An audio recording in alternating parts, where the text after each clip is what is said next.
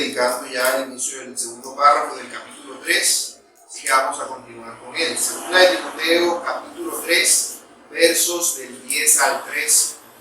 Teniendo presente que en esta ocasión vamos a considerar los versículos 12 al 13.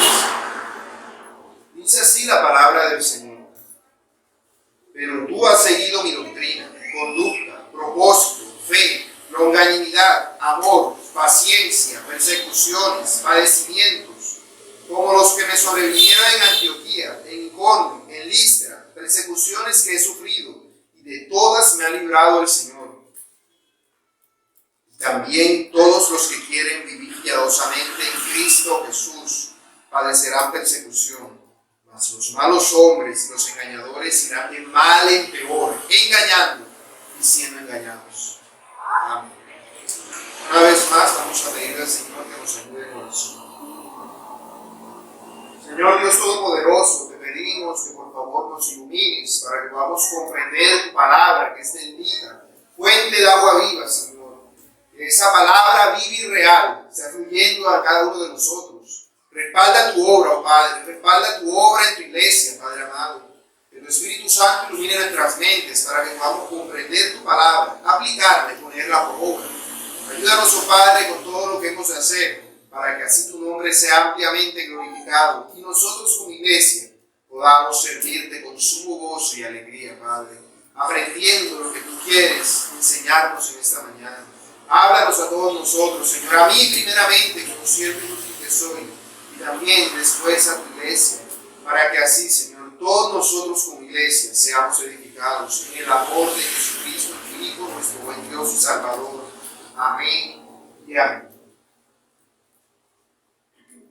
Muy bien, mis hermanos, para iniciar me gustaría pedirles que me acompañen en la palabra de Dios.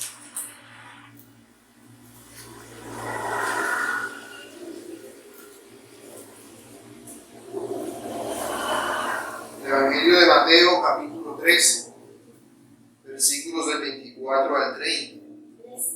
Sí, Mateo, capítulo 13, versículo 24.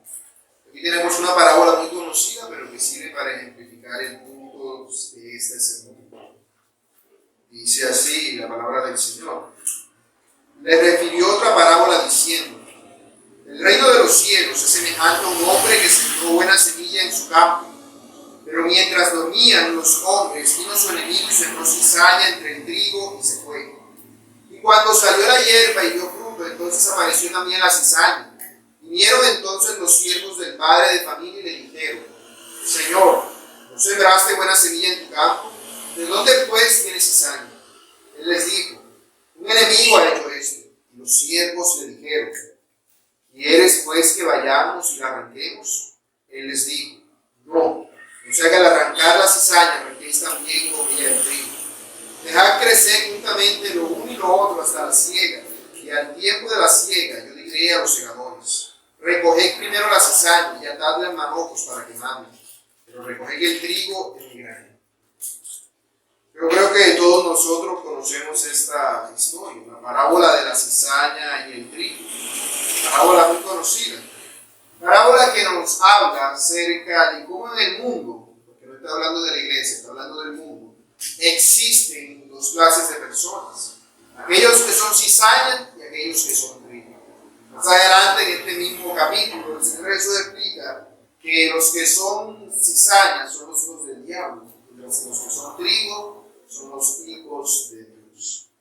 Un texto muy conocido para nosotros, que no vamos a exponer en esta mañana, pero que tiene mucho que ver con el texto que sí vamos a considerar en segunda de Timoteo. Y es que estamos hablando de cómo la cizaña y el trigo conviven juntos en el mundo. El apóstol Pablo ha estado hablando a Timoteo acerca de los tiempos peligrosos que habrían de venir.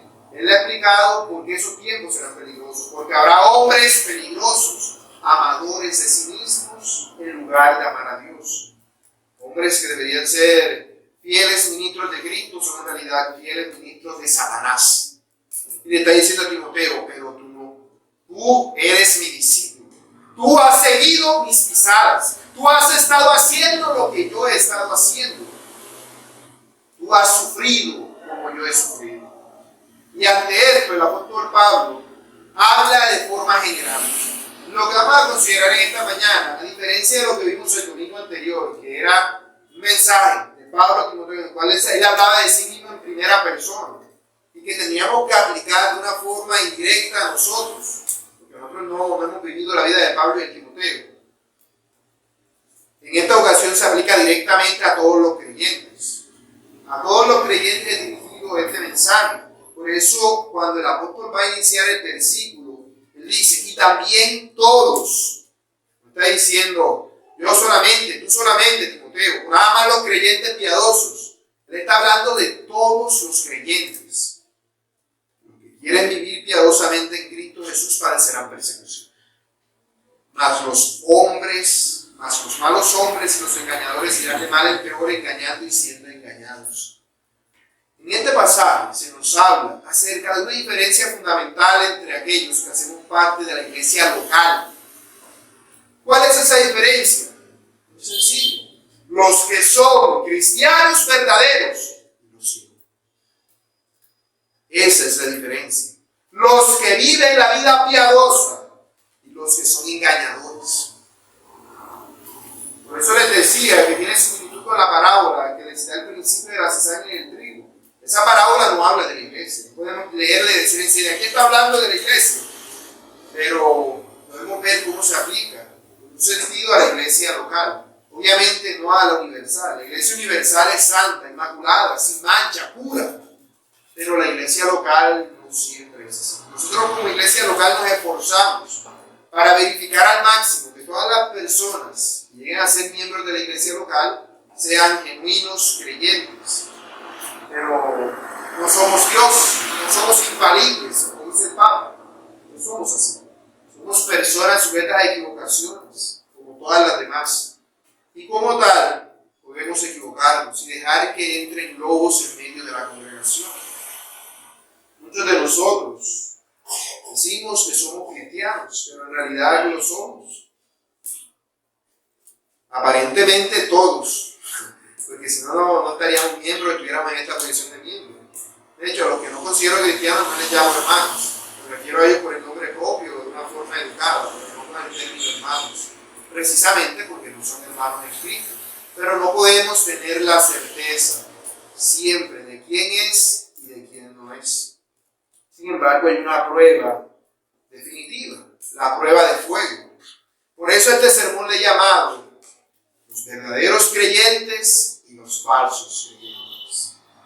Veremos primero entonces que este sermón lo trataré de explicar en dos puntos. Primero, los creyentes piadosos y segundo, los creyentes engañadores.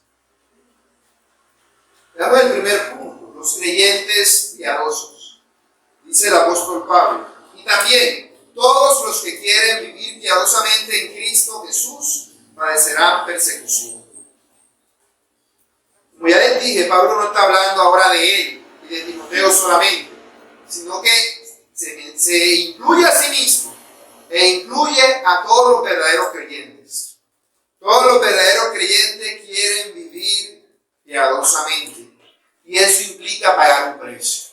¿Cuál es ese precio? La persecución. La persecución por ser cristiano es la evidencia innegable de que una persona es de Dios, es un verdadero creyente. Esa es la evidencia que puede demostrarle a una persona que en realidad es creyente, cuando esa persecución es por causa de la piedad. Porque claro, no lo pueden perseguir por cualquier cosa. Yo trajo un banco y me vienen a perseguir. Me robaron una cartera a una señora que va por la calle y me salen persiguiendo. Si yo robo algo en el trabajo o me porto mal de alguna manera, me persiguen, me calumnian o me dicen la verdad. Si yo soy infiel a mi esposa, eso va a llevar persecución. Pero esas son persecuciones por causa del pecado. Pero aquí el apóstol está siendo puntual. Persecuciones por causa de la piedad. ¿Quién recuerda qué es la piedad? La piedad, la explicamos bastante en la primera carta del apóstol Pablo a Timoteo, se refiere al temor de Dios en tu vida, a un temor reverencial a Dios, a un amor de respeto al Padre. un amor de respeto a Él y a todos los que son de Él.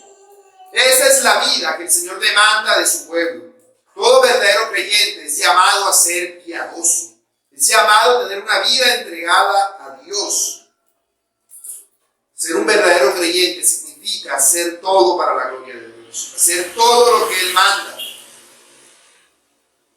Pero a diferencia de los falsos creyentes, no de una forma externa solamente, sino con todas tus fuerzas, con toda tu alma, con todo lo que tú eres, con todo tu ser.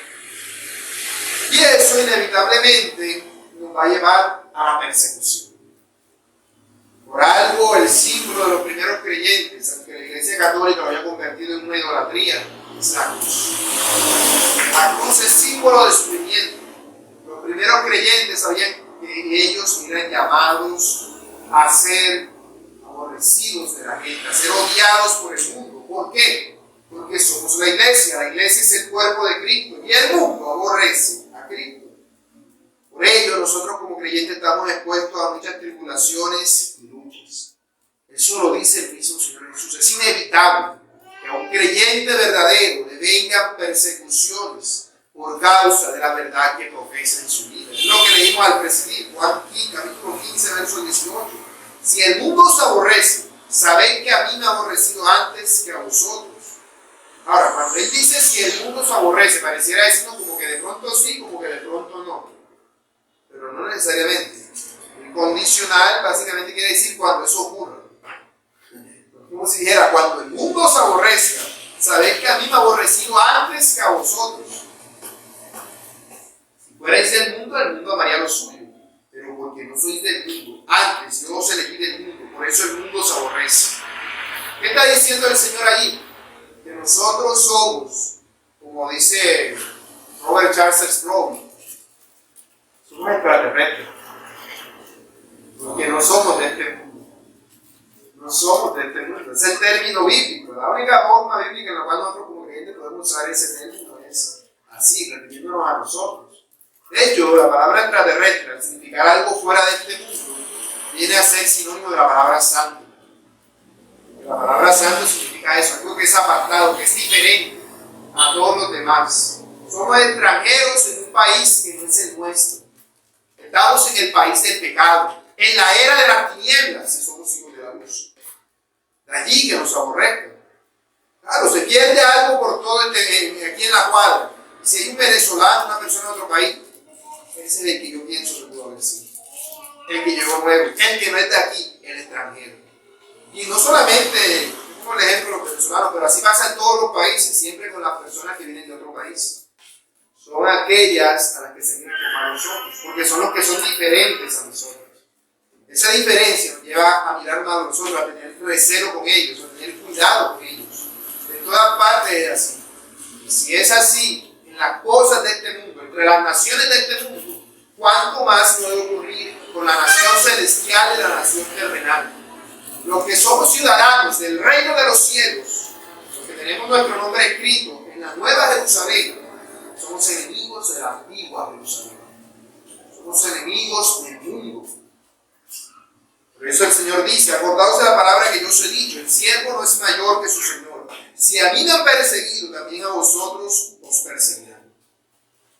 El mismo Señor lo deja claro, es una promesa que le está dando. Ninguno va a ser más que yo. Si a mí me crucificaron en una cruz, no piensen que ustedes se van a librar de su cruz, se van a tener por causa de mí. Porque yo les daré a cada uno su cruz, que son míos, para que me sigan y anden en mis pisadas y en mis caminos, como buenos discípulos. Por eso también dice, si han guardado mi palabra, también guardarán la vuestra. Porque no será de ustedes, no será nuestra, sino que será la palabra de Él, que es la palabra de Dios. Mas todo esto os harán por causa de mi nombre, porque no conocen al que me han enviado. ¿Por qué te van a perseguir? Porque eres enemigo del mundo. Porque no conocen a Dios. La gente de este mundo, ¿cómo vive? Sin esperanza y sin Dios por el mundo. Ellos pueden persignarse 20 veces al día, pueden arrodillarse, subirse un cerro de rodillas, pueden besar crucifijos todo el tiempo, pero no conocen al Dios verdadero. pueden aparentar que son de Dios. Inclusive, no me refiero a las personas que simplemente dicen soy católico, porque sí, o a los que dicen soy evangélico, porque sí. No, sino a los verdaderos creyentes. Por eso, esto que ocurre con los no creyentes, con los impíos, con el mundo, con la cizaña, también ocurre con los impíos dentro de la iglesia. Los creyentes que no son verdaderos creyentes también tienden a aborrecer lo bueno. Por ejemplo, en una iglesia hay un hermano que siempre está criticando lo que se dice. Dice, que escuchamos al predicador Castañeda, ahora todo el mundo quiere ser demasiado legalista, o quieren hacer las cosas de esta manera. Ya no quieren hacer que esto, que lo otro, ya no puede hacer nada. ¿Por qué se quieren? Demuestren por la Biblia cuál es el error. Pero el problema es que no lo hacen. ¿Por qué se debe esa queja? ¿Por qué ocurre? Porque están viendo algo de Dios que no habían visto. Ellos quieren a Dios como lo quiere el mundo, sus beneficios, pero no quieren pagar el precio. No están dispuestos a pagar el precio de seguir a Cristo. No lo están, son enemigos de la cruz de Cristo. Son enemigos de Dios, aunque estén en la iglesia.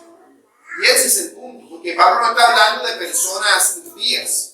Poniendo a los impíos, a los no creyentes, para que tengamos la base, para entender por qué ocurre dentro de la iglesia. Por eso es que él está hablando en el contexto de Pablo, Timoteo, de los que quieren vivir piadosamente y de los engañadores. Los engañadores no son los impíos.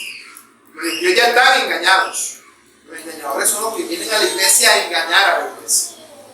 Ese es el punto. Por eso un falso creyente jamás estará dispuesto a sufrir por Cristo. Su sufrimiento puede que lo soporte por un corto periodo de tiempo, pero no va a poder, porque está tratando de vivir la vida cristiana, la vida piadosa en sus fuerzas. Todo aquel que trata de llevar la cruz de Cristo con sus propias manos aquí en el hombro, se va contra el suelo, se va a estripar, porque no puede. Va a ser una carga pesada para él. Va a decir, esto es palo, esto no se puede llegar a esos extremos. Uno puede ser tan extremista como esta gente. De pronto yo voy a la iglesia y escucho lo que dicen, pero tengo mi recelo con ciertas cosas. Ese recelo con ciertas cosas demuestra que hay algo aquí que no es de Dios. Porque las personas quieren a Cristo como Salvador, mas no como Salvador. Quieren que Cristo les gobierne y les diga lo que tienen que hacer. Por eso, nosotros, lamentablemente, somos enemigos del mundo. Somos enemigos del mundo. De allí la dificultad de predicar. Cuando Santiago dice, en Santiago capítulo 4, verso 4, oh almas adúlteras, no sabéis que la mitad del mundo es enemistad contra Dios. Cualquiera pues que quiera ser amigo del mundo se constituye enemigo de Dios. Eso también se aplica en el sentido contrario. Cualquiera pues que quiera ser amigo de Dios se constituye en enemigo del mundo. Desde el mismo momento en el que aceptaste a Cristo, no solo como Señor y Salvador, no solo como Salvador, sino también como Señor, te has escrito en la lista de los enemigos. En cierta ocasión les contaba que es como si fueran dos reinos en guerra. Hay un reino que es el mundo y un reino que es el reino de Dios. El reino de Dios viene liderado por su capitán, Jesucristo, que viene con la espada en la mano. Él llega al reino del mundo a rescatar a los suyos que están prisioneros en ese reino.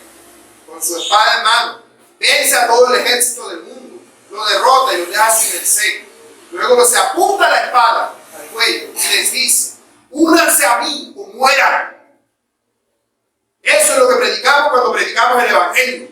Arrepentidos de que están en mi contra. El Señor le está diciendo eso, porque es que van a morir, porque son mis enemigos. Estoy en todo mi derecho a matarlos. Estoy en todo mi derecho a destruirlos, porque yo los creé. Ustedes son posesión de mis manos. Pero se han rebelado contra mí. Y he venido a acabar con ustedes. Eso es lo que predicamos cuando predicamos bíblicamente el Evangelio. No es un mensaje de paz, prosperidad, de amor. No. Obviamente, esas cosas vienen, pero porque vas al reino donde está eso. Pero no es eso. Lo que estás diciendo es, Si yo me someto, sálteme de la muerte que usted me va a dar. Y sea usted mi Señor, sea usted mi Rey. Yo me someto a su voluntad. Los otros no. ¿Qué van a decir los otros entonces? La van a coger contra ti. Te van a ver como un traidor, como un enemigo. Van a decir, este nos abandonó. Este que antes caminaba conmigo a las cantinas todos los sábados. Me ha traicionado. Me ha engañado. Ha pervertido nuestro camino de maldad. Se ha rebelado contra nuestro Dios Satanás. Así es como el mundo lo ve. Sino que ellos no lo cranean de esa manera. Pero eso es lo que ven cuando una persona sigue a Cristo. Por eso, las persecuciones. Dicen, tu Señor, pero tu Señor te dejó en este reino. Dice que se fue y dijo que va a regresar por ti otra vez a sacarte de este reino, pero te dejó aquí. Y como tú te rendiste a Él y dijiste que ibas a someterte a Él, ahora tienes que aguantarnos a nosotros de enemigos. Por eso el mundo aborrece al pueblo de Dios. Por eso somos enemigos del mundo, porque somos amigos de la cruz de Cristo. Ahora, uno puede preguntarse, ¿eso significa entonces que a todos nosotros nos van a matar? ¿Que a todos nosotros nos van a perseguir a espada y nos van a masacrar? No necesariamente. No todo creyente sufrirá las persecuciones en el mismo nivel. Todos las sufrirán. De hecho, el mismo apóstol Pablo no sufrió todas las persecuciones que sufrieron los otros cristianos. Sufrió muchas, están registradas en la Biblia, por eso son más notables para nosotros, pero no conocemos cuáles son las persecuciones de los otros creyentes, ni siquiera de los otros apóstoles. De hecho, a Pablo simplemente le mocharon la cabeza y ya. No le arrancaron el pellejo como a Matías, ni lo tiraron de lo alto del templo como a Santiago, el hermano del Señor. No lo crucificaron en una cruz en forma de X, ni en un palo. No le atravesaron una lanza para que se quedara desangrado. Murió cómodamente comparado con los otros apóstoles, porque fue una muerte rápida. Obviamente tuvo que sufrir un dolor antes por el encarcelamiento y todo eso, pero no en el momento de una muerte horrible. No podemos decir entonces que todos los cristianos van a sufrir martirio. De hecho, a lo largo de la historia han habido muchos verdaderos cristianos que nos han matado, que nos han perseguido, que nos han buscado para matar, así como han habido otros que sí. ¿Eso de qué depende? De la santa voluntad de Dios. Lo que Dios quiera para tu vida, eso será. ¿Significa entonces que habrá cristianos que se salvarán de la persecución? No, en ninguna manera. Todo verdadero creyente sufrirá persecución. Ninguno se libra de eso. Lo que ocurre es que la persecución no es igual para todos. A unos los persiguen con espadas, con palos, con antorchas para quemarlos.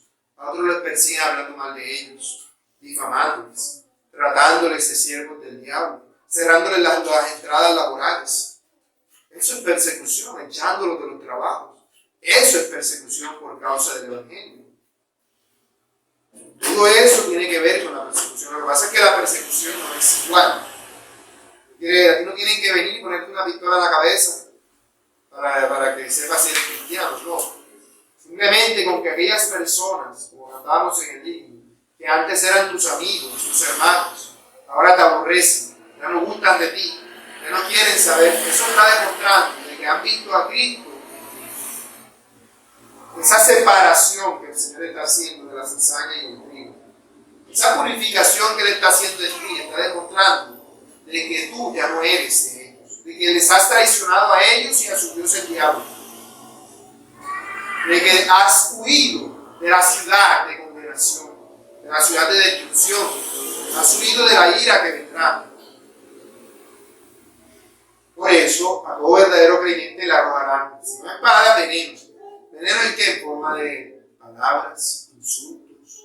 A veces harán disturbios. No sorprenda que aún hay cosas que uno ni sabe que le están haciendo y le están haciendo.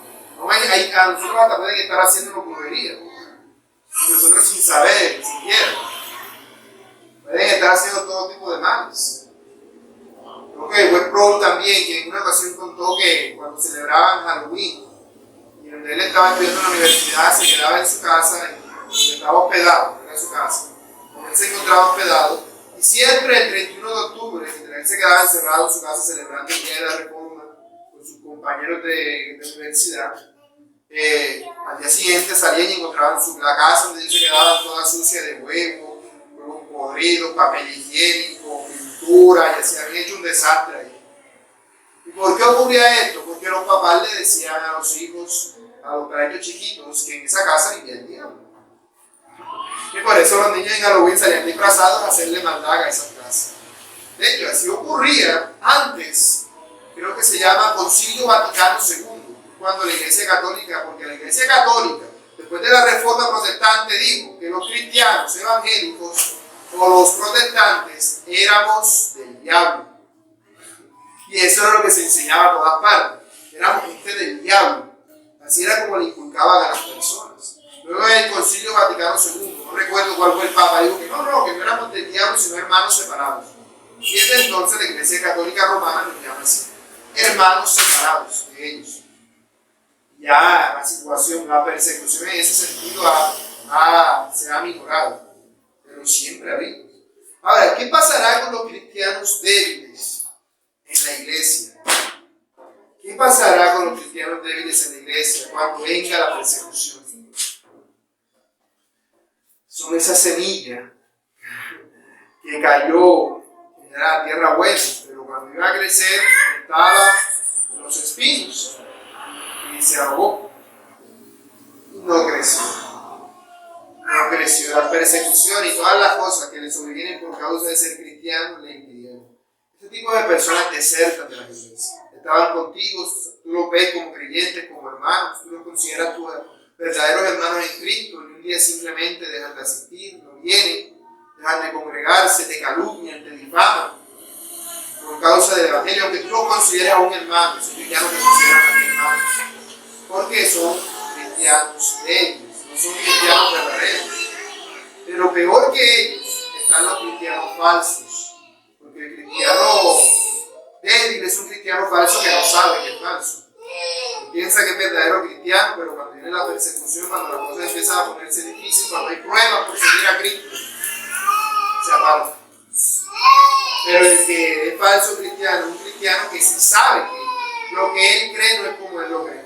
Que él escucha la sana doctrina y le entra por un oído y le sale por el otro. Y se engaña a sí mismo y dice, no, eso no es así como él dice. Yo creo en lo que dijo al principio, ¿no?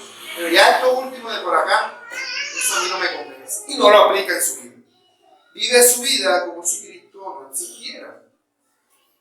Esos cristianos no están en el mundo, pero tampoco están en Cristo. Son los más peligrosos. A eso los seduce la riqueza, la gloria, la fama, las cosas de este mundo. Eso en vez de buscar la persecución, buscan la comunidad. Así los verdaderos cristianos huyen de la persecución. Los otros buscan la manera de parecerse más al mundo, de traer al mundo dentro de la iglesia y de hacer en la iglesia lo que hace el mundo. Eso es lo que caracteriza a todo falso cristiano. Porque la persecución solamente es inevitable para los verdaderos. Solamente los verdaderos cristianos soportarán la persecución. Los que no, tarde o temprano terminarán haciendo un convenio ecuménico con las otras religiones. Si no, todos se firman al mismo Dios. Se van a servir al mismo Dios, el diablo. Los verdaderos cristianos nos van a perseguir. Dice Juan Calvino, es vano procurar separar a Cristo de su cruz, y es también natural que el mundo aborrezca a Cristo, aún en las personas de sus miembros. Es natural, es lo más lógico que puede pasar, porque somos extraños para ellos. Las cicatrices que tú ganes por ser cristianos son tus credenciales de que eres de Cristo. Por eso es un motivo de alegría. Por eso dice cuando los apóstoles los azotaban en el templo, ellos salieron brincando y danzando, porque habían recibido la marca física, no el Espíritu Santo, la marca física y tangible de que eran cristianos. El Señor les había concedido una evidencia para ellos de sufrir por Cristo y de proseguir después de eso. Porque el falso cristiano puede que en el momentico salga brincando, pero ya no va a querer que le vuelvan a regalar más. Ya no va a querer que eso le vuelva a ocurrir. El verdadero cristiano se alegrará y lo mirará como un orgullo. Así como Como los soldados cuando vienen de la batalla, de la guerra, dicen que mira, esta cicatriz me la hice cuando fui a salvar a fulanito de tal. Este es un hueco de bala cuando me interpuso una bala que iba a pegar al presidente, y así. Ellos lo ven como un orgullo, como, oh, mira, todo lo que yo he sufrido por causa de esta bala. Así. Si fuéramos a gloriarnos de algo, debería ser de eso, de los sufrimientos y las persecuciones que tenemos por Cristo. Para ti debería ser un motivo de alegría que alguien te insulte y te deje de hablar por causa de Cristo. Que la familia y las personas que aún tú hayas amado mucho se vuelvan contra ti por causa de Cristo, eso debería ser un motivo de alegría. Lo que pasa es que no estamos dispuestos a vivir la vida piadosa al 100%. Pero debemos hacerlo. A tal punto que aún si es la gente que vive contigo en tu casa, con ellos deben verte como enemigos, si tú eres de Cristo y ellos no. Por eso dice el Señor Jesús en Mateo 10:37, el que ama a padre o a madre más que a mí, no es digno de mí. Y el que ama a hijo o a hija más que a mí, no es digno de mí. Y el que no toma su cruz, ya claro, la cruz no son los problemas que nosotros tenemos, son las persecuciones por servir a Cristo. Son aquellas cosas que nos acontecen por hacer la voluntad de Dios. Por eso dice, y el que no toma su cruz y sigue en pos de mí, no es digno de mí. El que haya su vida, la perderá. El que busca las cosas de este mundo va a perder su vida espiritual porque nunca la tuvo.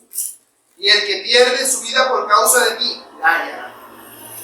El hecho de que a una persona la mate por causa del evangelio es una prueba innegable de que tú puedes decir si esa persona es de Cristo. Claro, porque yo puedo morirme, por ejemplo, hoy, y ustedes decirán, el hermano Jorge es una persona piadosa, es una persona buena, pero ustedes que van a saber si en el fondo yo era un engañador. O sea, la idea es esa, pero al 100% de que tenga la certeza de que en realidad lo es difícil, muy difícil. Nada más que tenga evidencia tangible, las marcas del sufrimiento por causa de Cristo. La marca intangible es que uno lo mate por Cristo. Si a ti te matan por Cristo, no te podemos decir esa persona verdaderamente era de Cristo y ahora está en el cielo disfrutando con Cristo. Porque ha llegado hasta la muerte por Cristo. Murió por Cristo, ahora reinará con Cristo.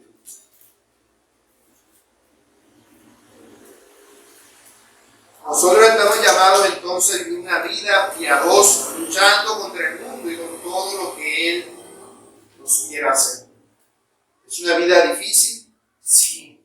¿Es un camino de sufrimiento? Sí. Es que nadie te ha dicho que el camino del cielo es un camino de rosas, es un camino de espinas. Es un camino, por eso el otro es ancho y grande, y este es angosto. Porque no solamente es angosto, hay un poco furia cada vez que vas pisando.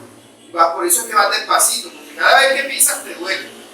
Cada vez que vas a dar un paso, tienes que ir con cuidadito porque se te va a clavar la espina en el pie. No es que si quieres o no se te va a clavar. Eso es inevitable en el andar cristiano, al seguir las pisadas de Cristo. Los otros van sabrosos ahí oliendo flores. Hay un camino grande, cómodo, oliendo flores que después se cae para el infierno. Pero por el momento va lo más tranquilo. Mientras que el creyente va un camino angosto, un camino de sufrimientos. Entre más creyente es una persona, más sufrimiento le toca experimentar. De una forma o de otra. Puede que nunca lo mate, pero lo más probable es que termine viviendo una vida, no sea apartado de todo el mundo, a un punto que aún nadie quiera relacionarse con él. Eso puede llegar a pasar y ha pasado. Ya con mucho. ¿Por qué el mundo aborrece a Cristo? Ellos están en condenación. Y esta es la condenación, que la luz vino al mundo y los hombres amaron más la tiniebla que la luz, porque sus obras eran malas. Porque todo aquel que hace lo malo aborrece la luz y no viene a la luz, para que sus obras no sean reprendidas. Mas el que practica la verdad viene a la luz, para que sea manifiesto que sus obras son hechas en Dios. Viene a la luz. La persecución es decreto de Dios para el creyente. Por eso es que es ineludible, por eso es que es inevitable. Timoteo lo sabía, por eso es que Pablo me dice que tú has estado conmigo en mis persecuciones y en mis tribulaciones. Él ha acompañado. Y eso es algo que puede darnos mucho miedo. Pero no decir, ay, entonces, lo que me espera en este mundo por seguir a Cristo es sufrimiento y dolor. En este mundo sí. En este mundo sí. Por eso no debemos buscar la mejor vida ahora. Pero nuestro consuelo está en Cristo. ¿Cuál es ese consuelo? El que Él mismo nos da.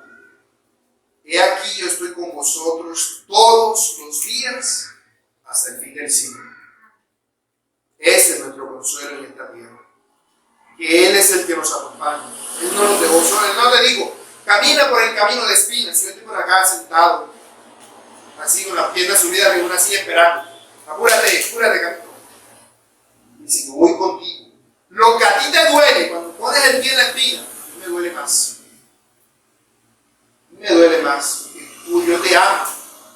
Como si yo cogiera a mi hija pequeñita y la pusiera a caminar por un camino de espina. Yo voy a estar contento y tranquilo por eso. A mí me va a doler más inclusive que a ella. Pero es necesario para su vida. Es necesario. De la misma manera es necesario para nosotros el sufrimiento. Porque es la vara de la disciplina que Dios nos ha puesto. Para que aprendamos a ser imagen de Dios. Para que aprendamos a comportarnos como Dios quiere. Para que nos dejemos de niñerías de este mundo. Para que dejemos la lucha con el pecado, para que superemos la prueba, para que salgamos del desierto y podamos ir a la tierra prometida. Segundo punto, los falsos creyentes son los engañadores. Dice, mas los malos hombres y los engañadores irán de mal en peor, engañando y siendo engañados. ¿Por qué la persecución va a continuar a lo largo de toda la historia de la iglesia? Simplemente porque siempre va a haber falsos maestros. Siempre va a haber personas opuestas a la verdad. Siempre. Mientras sean verdaderos cristianos, va a haber engañadores. Y los engañadores surgen de la iglesia, no surgen del mundo. Es como una línea. Si tú traces la línea desde Cristo y los apóstoles, de la primera iglesia, verás que hay una línea, un remanente que se ha mantenido en esa línea. Y unos que se han desviado. Los que seguimos en la línea somos los verdaderos creyentes. Los que se han desviado son los falsos. La iglesia católica no fue algo que alguien una vez inventó. La iglesia católica romana. De hecho, el término católico es un término correcto para nosotros como creyentes, sino que no lo utilizamos porque ya se asocia a ellos. Ese es el término correcto. Ese es el término con el que los creyentes nos identificaban. Creyentes católicos. Quiere decir universales, o de la iglesia universal. Pero como ellos se adueñaron de eso, por eso nosotros no solemos usar ese término. Y normalmente cuando nos referimos a ellos, nos referimos como la iglesia de Roma. O sea, la iglesia de Roma se desvió del camino correcto. Y un remanente que fue quedando. Los mormones no fueron alguien que alguien se inventó simplemente porque sí. Eran personas del tiempo de los puritanos que siguieron a un engañador, a un tal José Smith. Lo mismo con los testigos de Jehová, los adventistas y los musulmanes. Personas que tienen cierta relación, han tenido contacto con cristianos, han visto el cristianismo, pero han dicho, esto no me cuadra, esto que tú dices, que dice la Biblia, a mí no me gusta, así que voy a inventarme mi propia versión. Toman de la Biblia lo que les parece y dejan lo que no, formando así el engaño que ellos tienen. Por eso es que los engañadores se refieren a personas de la iglesia, personas dentro de las iglesias. Podemos pensar en los engañadores directamente en los maestros, pero no solamente son los maestros, los falsos maestros, sino también los falsos cristianos. Un falso cristiano también es un engañador, porque se hace pasar por cristiano, nos está engañando a nosotros, diciendo no soy cristiano, y no lo es. Por eso es un engañador. Puede estar aquí sentado en medio nuestro, y decir es cristiano y nosotros llamarle hermano, y no ser hermano. Por eso es un engañador, aunque no esté parado enfrente predicando una falsa doctrina. Así que no podemos limitarlo a los engañadores solamente a los maestros. Porque así como el apóstol haya hablado de todos los que quieren vivir piadosamente en el verso anterior, así acá sigue hablando de todos en general. Todos. La palabra engañador que aparece en el texto se refiere literalmente a alguien que grita, que llora, que aúlla, que hace un alboroto para que lo miren. Es la misma palabra que se utilizaba para los druidas, hechiceros o magos. Ellos en sus rituales empezaban un alboroto. Por ejemplo, mira los rituales indígenas, ellos así toman el tambor y empiezan a hacer un poco de sonidos extraños y decir, un poco de cosas así. una bulla, un alboroto que hacen. Así era también con los hechiceros de los tiempos del Antiguo Testamento y aún del Nuevo, los brujos. Siempre hacían rituales que no eran rituales silenciosos, eran un alboroto. Se llamaban los alborotadores. Eran engañadores, por eso utilizaba la palabra como sinónimo. La palabra engañador es sinónimo de hechicero, de brujo y de mago, porque se asocia con ellos.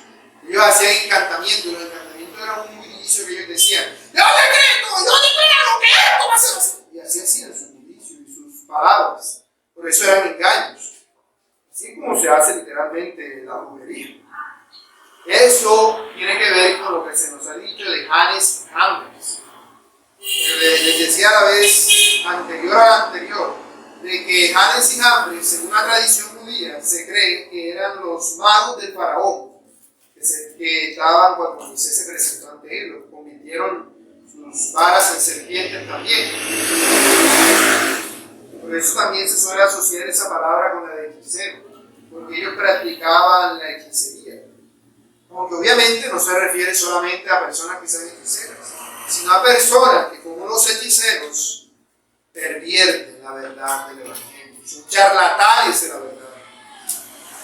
Son burladores del Evangelio. Ellos siempre son los que inician la persecución. La persecución contra los cristianos no la inicia el mundo. La inician personas que han conocido el cristianismo, que han interactuado con él, que han inventado una religión falsa. Están en una religión falsa o han conocido acerca de la religión verdadera, pero no les cuadró y se fueron. Y ahora dicen: pero ustedes sí son extremistas, pero ustedes sí son esto.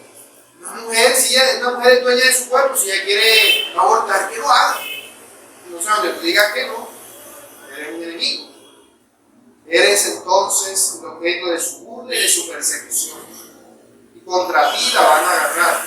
Porque así como Ismael persiguió a Isaac cuando eran niños, no con la espada, sino con la burla, así ocurre con los engañadores y los verdaderos cristianos. Eso lo traigo de lo que dice Gálatas capítulo 4, verso 29. Los engañadores atacan a la iglesia, inician el ataque por medio de palabras. Por eso esa persecución es inevitable, la burla. ¡Ay, el Cristo tuyo! ¡Ay, que vamos a orar por la comida porque si no Dios se enfada! ¡Ay, que no sé qué! Y lo hacen con una burla. Porque no respetan a Dios, porque no tienen nada que ver con Dios. Son personas que se burlan de Cristo. Y esa burla, cuando se les hace insoportable el cristianismo, la piedad, se convierte en persecución. Se convierte en persecución. ¿Será que los verdaderos creyentes podemos ser engañados por estos hombres perversos? Porque uno puede pensar, ¿no? Pero ¿será que podrán engañar a los verdaderos creyentes? ¿Qué dice el Señor Jesús? Que Dios engañará, si fuera posible, aún a los escogidos. Eso nos da a entender automáticamente que a los escogidos podrán ser engañados. No podrán ser engañados jamás, porque Cristo mismo es el que les ilumina la mente. Sin embargo, eso no va a hacer, no va a impedir que ellos sigan engañando. Ellos van a engañar, ellos tiran el engaño. Y los que son engañadores como ellos van a seguir el engaño. Así de simple. Viene el falso maestro y les predica el Cristo engañoso que ellos quieren tener. Y ese dice: ese sí me gusta. El falso maestro, la persona engañadora está sentada en la silla y dice: ay, yo quisiera que en esta iglesia hubiera una batería, hubiera un piano, una cosa así. No tiene nada que ver con la doctrina. Y dicen eso, pero como predican la verdad, yo aquí me quedo. Pero el engañador dice: ojalá y aquí hubiera una batería, yo quisiera que mi iglesia fuera así. Y viene un falso maestro y dice: bueno, esto de que irnos así, esto no cuadra. Vamos a empezar a predicar ahora, a adorar al Señor con batería, con guitarra y con bajo. Entonces el engañador que está allá sentado, que va a decir: ¡bravo! ¡Aleluya! ¡Gloria a Dios! Porque va a decir: al fin vino el predicador que yo quise. Al fin la iglesia es como yo quiero. Por eso es que el engañador va siendo engañado. Va siendo engañado. Y va de mal en peor. Si antes nada más tenía la cosa con lo de la alabanza, luego va a tener algo más. Y luego algo más. Y luego se van a amontonar maestros que van a hablar de acuerdo a lo que ellos quieren. A lo que ellos quieren oír, así van a haber montones de maestros. Por eso es que hay poquitos maestros entre los reformados. Porque no predicamos lo que la gente quiere escuchar, sino lo que Dios dice. El mensaje del Evangelio, el mensaje verdadero. Nosotros como creyentes debemos tener mucho cuidado de todas formas, porque el engaño, aunque no nos haga perder la salvación, puede llegar a afectarnos de una manera u otra. De tal forma que nosotros pudiéramos no creer en el engaño, pero sí dejar una puerta abierta. Y decir, bueno, de pronto, sí. Yo no creo eso, pero de pronto sí puede ser. De pronto se zapó borracho ese, de pronto sí. Zapó a tal persona. Porque, por ejemplo, hay cosas que son inevitables. Como un ser querido tuyo que muere sin Cristo. El corazón tuyo no te va a decir, está en el infierno, como una ley. La tendencia va a ser al engaño. Y decir, no, él está con el Señor. Puede ser, de pronto si el Señor le concedió que se arrepintiera en el último momento, pero no podemos tener la certeza. Pero el engaño, ¿qué va? A la certeza. Va a llevarnos a la certeza de que así es. Un libro que está en la Biblia católica se llama Eclesiástico. Es un libro apócrifo. El libro de Eclesiástico. No es un libro inspirado por Dios, pero es un libro que tiene ciertas verdades que tienen cierta veracidad. Una de ellas que allá aparece dice que la idolatría empezó con un hombre que perdió a su hijo. Él tenía una estatuita de su hijo y la tuvo ahí en su casa. Tuvo una foto. Se murió el hijo, le dejó la fotito en la casa, le prendía velas al hijo. Y todos los días cuando se levantaba lo saludaba, porque tenía la costumbre de hablar como si estuviera hablando con el hijo, que solamente era, en el caso de ellos no una fotito, sino una estatuita que él hacía. Pero luego el resto de la familia de ese hombre también hacía lo mismo. Luego los nietos hacían lo mismo. Y luego de generación en generación, resulta que la estatuita que era del hijo terminó siendo un dios. Y así es como inicia la idolatría. Con ese tipo de cositas sencillitas. No es algo que la persona planee, ni que quiera, sino simplemente una debilidad en su corazón de la cual el diablo se aprovecha.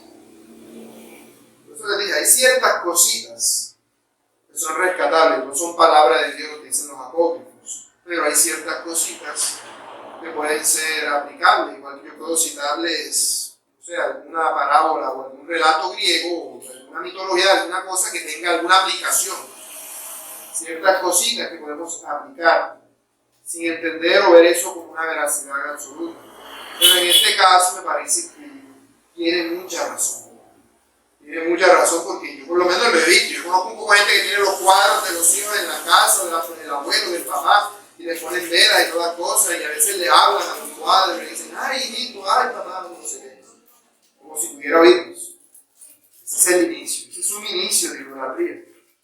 Ya es idolatría para el padre, pero es un inicio de idolatría para toda la familia, todos los que vengan después. Ahora, ¿por qué es tan fuerte el engaño de los engañadores?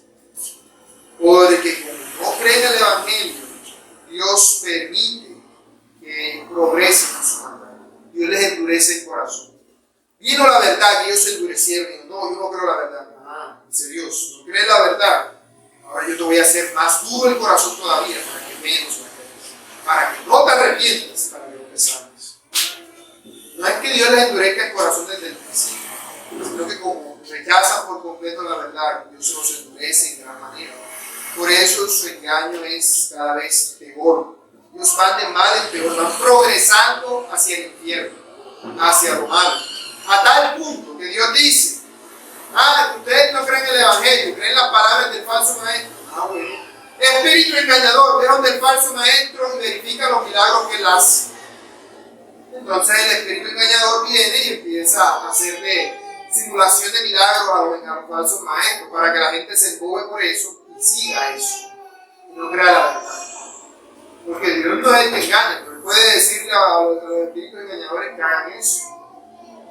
Porque Él es soberano para hacerlo. Dios les manda un poder engañoso para que no crean a la verdad y para que no se arrepientan. Un poder engañoso, forma de supuestas sanidades y milagros de dudosa procedencia. Para engañar.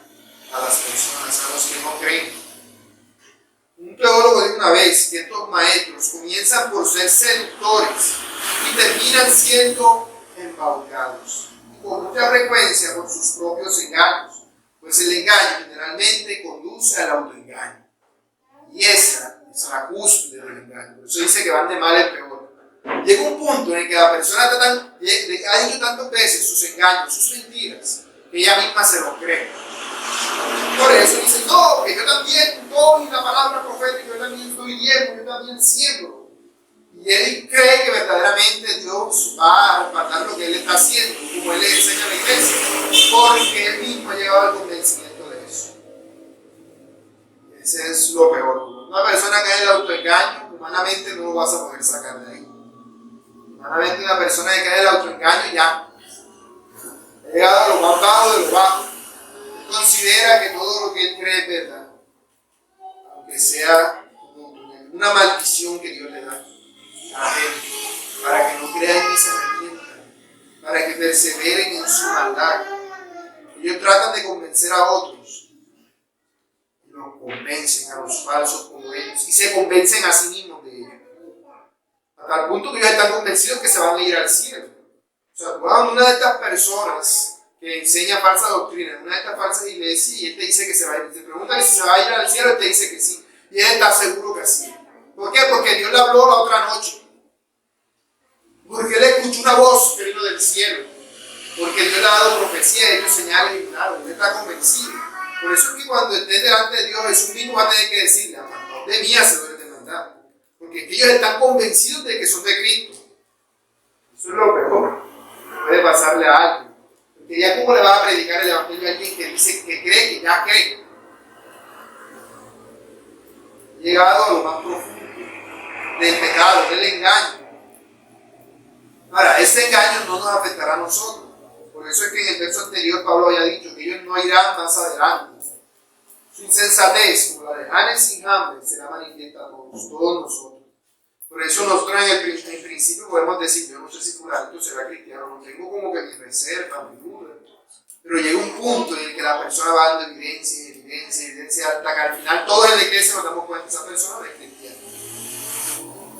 Podemos dar cuenta de eso, porque van avanzando en su maldad.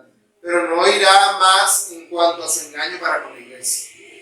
No irá más en cuanto a su engaño para con la iglesia. Y eso no es algo que nosotros deba extrañarnos. De ninguna manera, porque el apóstol Pablo lo dice en 2 Corintios 11:14, y no es maravilla, porque el mismo Satanás se disfraza como ángel de luz. Así que no es extraño si también sus ministros se disfrazan como ministros de justicia, cuyo fin será conforme a sus obras. Se disfrazan como ministros de justicia. ¿Qué les espera? Lo que sus obras han hecho. Engaño y autoengaño, bueno, ese será su fin. Como ellos se engañan, la maldición, el castigo para ellos es el engaño. Ellos vivan su vida creyéndose que se van a ir al cielo. Cuando estén allá cara a cara frente a Dios, se van a llevar la peor sorpresa de su vida. La peor de las sorpresas. Tú no eres mío. Ve al infierno preparado para el diablo y sus ángeles. Eso es lo más terrible que puede pasar. Lo más terrible. Exhortación. Mis hermanos, una pregunta evidente entonces que puede surgirnos a nosotros con relación a esto es: un verdadero creyente, ¿es tu piedad verdadera? Y no es para que la respondamos enseguida y digamos sí, sino para que nos autoexaminemos. Ser un verdadero creyente no es ser piadoso externamente. Ser piadoso significa actuar conforme a la voluntad de Dios, hacer lo que Dios quiere. No significa hacerlo externamente, de ninguna manera, porque la piedad no es externa, más bien se manifiesta externamente. Lo puse de ejemplo, creo que el ejemplo más claro que puse fue cuando hablé acerca de la modestia cristiana, del atavío de la mujer cristiana. ¿Cómo debe ataviarse la mujer? Veíamos en ese pasaje. Como corresponde a una mujer que profesa piedad. Pero el hecho de que se atavíe con una mujer, como corresponde a una mujer que profesa piedad, no quiere decir de que sea piadosa. También es que ese atavío es una evidencia externa de lo que hay dentro de él. La mujer verdaderamente piadosa no tiene que andar preguntándole a otra gente, ¿será que esto sí? ¿Será que esto no? Ella misma se lo pregunta. No anda buscando que alguien le confirme, ¿será que esto no? Ella misma se lo pregunta. A tal punto que no es cuando se va a poner la ropa que se lo pregunta, sino cuando la va a comprar. ¿Sí, para qué voy a comprar esto? Voy a averiguarme una ropa que sea piadosa. Así jamás tengo la tentación de ponerme, de vestirme impíamente. Así hacemos todos nosotros con nuestras obras. Por ejemplo, si yo estoy convencido de que cierta cosa no es pecado, ¿qué voy a querer yo? Convencer a mis hermanos de lo mismo, para que así yo tenga una autojustificación. Yo voy a querer engañarlos. Yo voy a querer que ellos hagan lo mismo que yo. De manera que si yo digo, no, pero es que ponerse un traje de baño en bikini, eso no es pecado, no tiene nada de malo. Los que pecan son los otros, que me quedan bien. Yo no. Entonces, ¿qué hace esa persona? Para que nadie le diga nada. Él le empieza a decir a los otros de la iglesia, mira, eso no tiene nada de malo, yo no le veo problema. ¿Qué tiene de malo que usted ponga? Vámonos todos los cristianos sin una playa que no sea mundana, en una parte que, en una época en la que no vaya mundana. Nada más los cristianos todos con vestidos de baño, eso no tiene nada de malo. Todas las mujeres con su trajecito y su bikincito. No, cierto que no. Pero así es como piensa el impío. El impío busca a alguien que le confirme su pecado para sentirse bien consigo mismo y entonces decir que yo no estoy pecando. Porque todos lo hacemos. Así es como nacen las herejías. Así es como funciona el engaño. Por eso la piedad no es algo externo. Si tú solamente practicas la piedad cuando otras personas te están viendo, cuando no hay nadie cerca, cuando estás aquí en la iglesia, cuando hay personas cerca, cuando estás aquí en la iglesia, cuando estás en el trabajo, cristiano. La piedad que es algo interno que se manifiesta externamente. Por eso decimos que la piedad que es el temor reverencial a Dios. Porque el temor no es algo que se te vea, sino que es algo que ocurre primero dentro y luego se te ve fuera. Así es como funciona. Por eso el engañador es lo contrario al piadoso. El engañador lo que hace es que se viste de piedad, pero por dentro no tiene nada de piedad. Predica bonito, habla bonito, se viste como cristiano, pero no es cristiano. Eso era lo que ocurría con los fariseos en los tiempos del Señor Jesús. Las personas, en los tiempos del Señor Jesús, bíblicamente hablando, habían tres corrientes de pensamiento, tres sectas. De las tres, los fariseos eran los que teológicamente estaban mejorcitos. No es que todo lo que enseñaron fuera bueno, sino que eran los que estaban menos mal de todo lo malo que había. Y sin embargo eran las personas más hipócritas del mundo. Porque eran solamente pura teología, pura cosa en su cabeza, puro conocimiento, pero nada de piedad. Enseñaban falsas doctrinas todo el tiempo. Por eso el Señor Jesús les dice, ¡ay de vosotros, escribas y fariseos hipócritas! Porque diezmáis la menta y el eneldo y el comino, y dejáis lo más importante de la ley, la justicia, la misericordia y la fe. Esto era necesario hacer, sin dejar de hacer aquello. Son hipócritas. Solamente actúan bajo su conveniencia. De los tales habló el Señor Jesús, citando al profeta Isaías, cuando dice, este pueblo, en Marcos 7:6, este pueblo de labios me honra, mas su corazón está lejos de mí. Pues en vano me honran, enseñando como doctrinas mandamientos de hombres.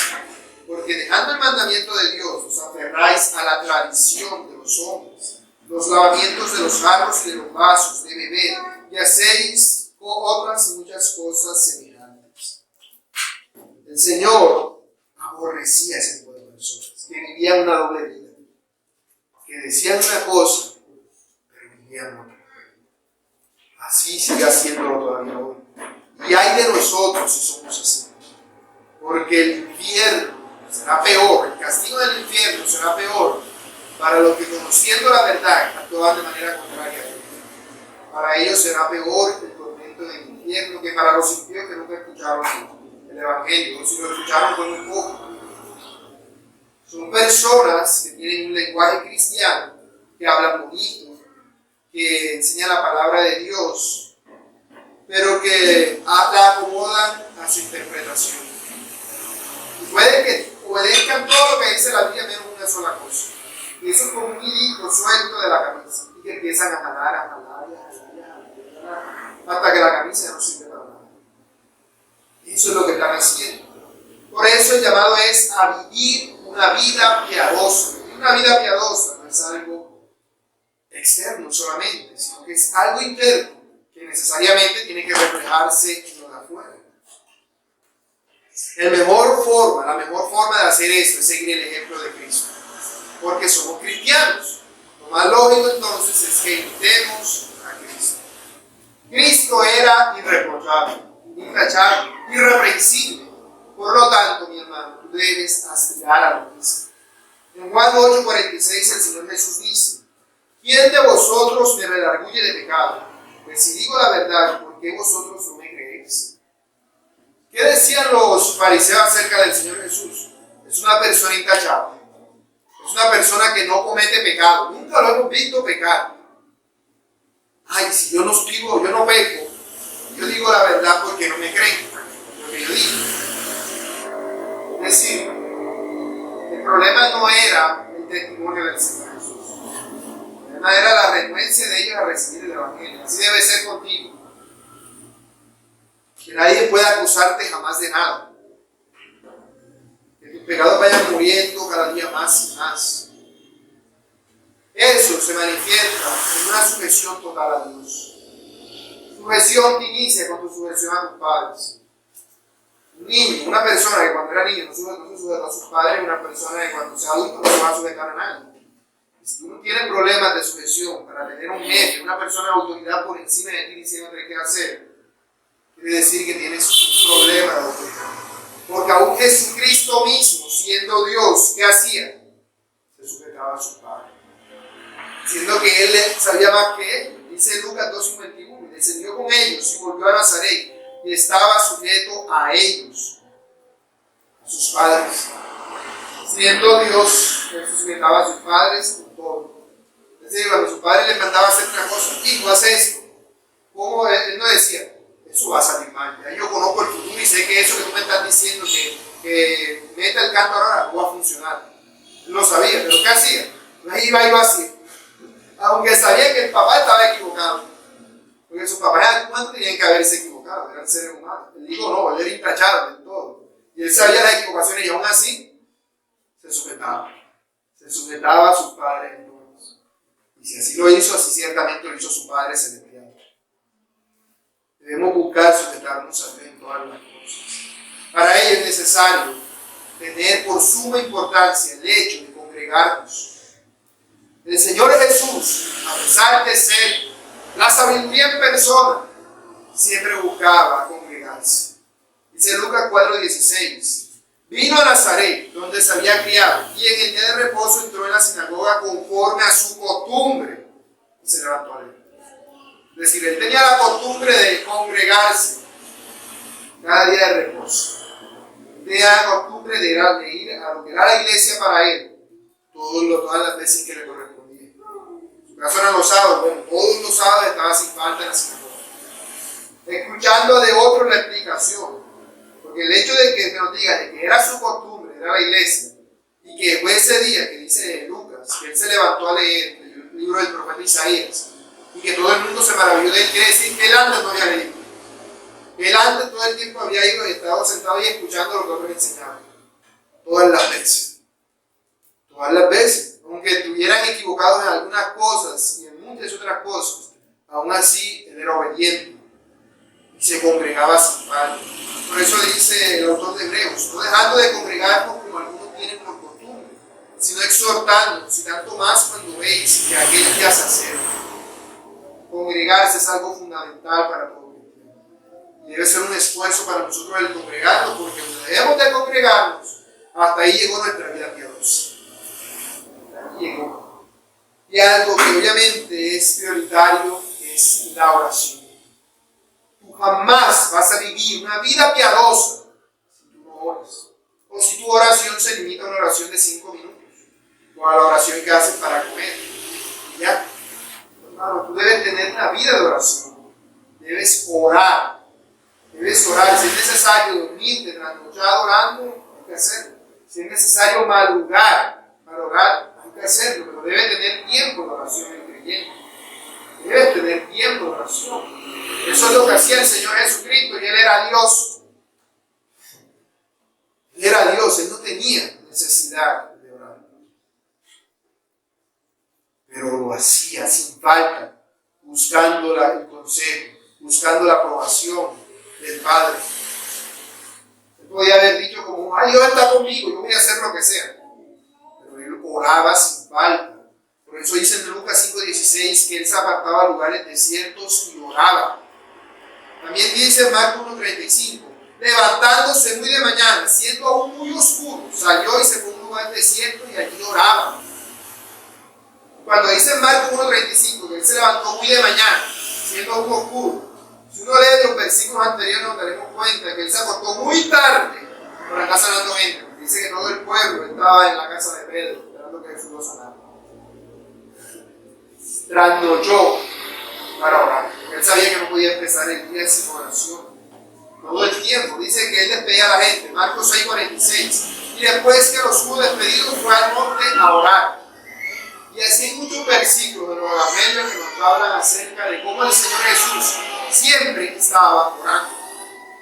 Uno puede decir, ya yo no voy a ver estos programas de televisión pecaminosos. Ya yo no voy a decir estas palabras que digo de vez en cuando. Si nunca se lo has pedido a Dios que te ayude, nunca le has pedido que te respalde. O si lo has hecho de una manera simplona, simplemente diciéndolo por decirlo. Señor, guárdame de tener malos pensamientos, te lo pido en el nombre de Jesús, amén. Es algo en el cual te duele, aún botas lágrimas. Y dices, Señor, ¿yo por qué soy así? ¿Por qué? Yo quisiera que tú pusieras unas cadenas en mis manos y me dijeras, coge para acá. Porque es que si me das quieto, yo cojo para el pecado. Que se haga esa lucha en oración delante de Dios contra ti mismo. Porque si no, en vano tratas de vivir la vida piadosa. Si no, tu vida piadosa es solamente una simulación. Completamente. Por eso es necesario, lo más prioritario entonces, es ser lleno del Espíritu Santo. Nunca vas a ser un cristiano que viva la vida piadosa si no eres lleno del Espíritu Santo. ¿Qué significa ser lleno del Espíritu Santo? ¿Hablar en lenguas? No. Dice Efesios 5:18-20. No os embriaguéis con vino en lo cual hay disolución de espíritu, antes bien, sed llenos del Espíritu, hablando entre vosotros con salmos, con himnos y cánticos espirituales, cantando y alabando al Señor en vuestros corazones, dando siempre la gracia a Dios por todo. Gracias por todo a Dios y Padre en el nombre de nuestro Señor Jesucristo. ¿Qué significa ser llenos del Espíritu Santo? Yo leí Efesios 5, del 18-20. Si tú lees los versículos del 21 en adelante de Efesios 5, te vas a dar cuenta que empieza a hablar de la sujeción.